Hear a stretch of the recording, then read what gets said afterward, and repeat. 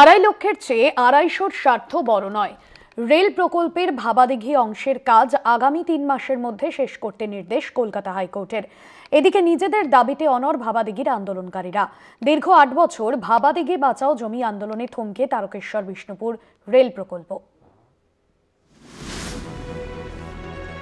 চারিদিকে সবুজে ভরা সুবিশাল দিঘি, টলটল করছে দিঘির জল। কংক্রিটের জগতে যেন দুচোখের আরাম। আর এই দিঘি ঘিরেই জমি জটে থমকে তারকেশ্বর বিষ্ণুপুর রেল প্রকল্প। পরিবেশ প্রেমী গ্রামবাসীদের দাবি দিঘি বাঁচিয়ে হোক রেল প্রকল্প। মামলা গড়ায় হাইকোর্ট পর্যন্ত। কলকাতা হাইকোর্টের প্রধান বিচারপতি টি.এস. শিবজ্ঞানমের ডিভিশন বেঞ্চের পর্যবেক্ষণ ২৫ লক্ষের চেয়ে ২৫০র স্বার্থ বড় নয়। দেখুন, আমরা তো চাইছি আর দীর্ঘ 10 সাল থেকে মামলা করে আজকে আমরা 14 সাল হয়, আজকে 25 সাল হয়ে পর্যন্ত এখন পর্যন্ত রেলে কোনো ছাড়া পাইনি বা রাজ্যের বা রেলে ছাড়া পাইনি। আমরা চাই দুটোর সাথে পরিবেশ বাঁচিয়ে, রেল বাঁচিয়ে, পরিবেশকে বাঁচিয়ে, জলাশয়কে বাঁচিয়ে রেল লাইন হোক, এটা আমরা দীর্ঘদিন দাবি করে আসছি। এখন একই জায়গায় আমরা আছি। দীর্ঘ ৮ বছর ভাবাদিঘি বাঁচাও জমি আন্দোলনে থমকে তারকেশ্বর বিষ্ণুপুর রেল প্রকল্প। তারকেশ্বর বিষ্ণুপুর রেল প্রকল্পের গোঘাট ও কামারপুকুরের মধ্যবর্তী ভাবাদিঘি জটে থমকে রেলের কাজ। ভাবাদিঘির আন্দোলনকারীরা কলকাতা হাইকোর্টের রায়কে স্বাগত জানালো। এখনও তারা নিজেদের দাবিতে অনড়।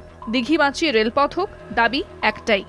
আমাদের যেমন দলের লোক ছিল সেইভাবে আরও লোকজন জড়ো করে বড় করে আমরা আন্দোলনটা আবার করার চেষ্টা করব। তারকেশ্বর বিষ্ণুপুর রেল প্রকল্পের ভাবাদিঘি অংশের কাজ আগামী ৩ মাসের মধ্যে শেষ করার নির্দেশ কলকাতা হাইকোর্টের। যেখানে ক্ষতিপূরণ মিলেছে সেই অংশের কাজ ৬ সপ্তাহের মধ্যে শুরু করতে হবে, জানালো হাইকোর্ট। ভাবাদিঘি অংশটি বাদ দিয়ে তারকেশ্বর বিষ্ণুপুর রেল প্রকল্পের কাজ অনেকটাই এগিয়েছে। গোঘাট রেল স্টেশন থেকে ভাবাদিঘির পূর্বপার পর্যন্ত রেলের স্লিপার ও পাত পড়েছে। ভাবাদিঘির পশ্চিম প্রান্ত হতে কামারপুকুর স্টেশন পর্যন্ত স্লিপার বিছিয়ে রেললাইন সম্পূর্ণ হয়ে পড়ে রয়েছে দীর্ঘদিন। এই প্রকল্প চালু হলে পশ্চিমাঞ্চলের বাঁকুড়া, পুরুলিয়ার সঙ্গে হাওড়ার যোগাযোগ স্থাপনের সময় আরও কম লাগবে। কারণ এই জায়গার জন্য কিন্তু উন্নয়ন থমকে গেছে, কামারপুকুর, জয়রামবাটি, এমনকি বিষ্ণুপুর পর্যন্ত। এবং মানুষজন বা আমরা যারা কামারপুকুরে বাস করি তারা রেল চাইছি, মানে খুব তাড়াতাড়ি রেল চাই আমাদের।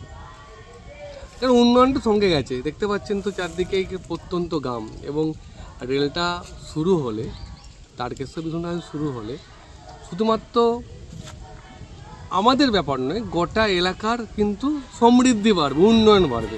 কামারপুকুর রেল স্টেশন থেকে জয়রামবাটি রেল স্টেশন মধ্যবর্তী অমরপুর এলাকায় দ্রুত গতিতে মাটি ফেলার কাজ চলছে। কলকাতা হাইকোর্টের নির্দেশে নতুন করে আশার আলো দেখছে দক্ষিণবঙ্গের মানুষ।